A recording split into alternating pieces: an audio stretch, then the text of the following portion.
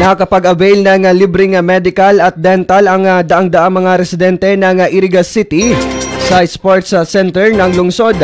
na isinagawa ng pamahalaang lungsod ng Iriga kasama ang Mercury Drug sa pagdiriwang ng kanilang ika-80 anibersaryo at ang pamahalaang palalawigan ng Camarines Sur sa isang araw na medical at dental mission.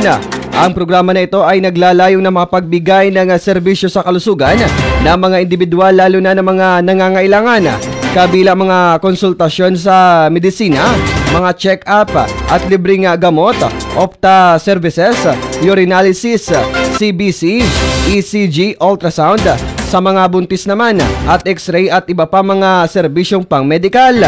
Samantala, ang makabuluhang inisyatibong ito ay bahagi ng patuloy na pangako ng lungsod ng Iriga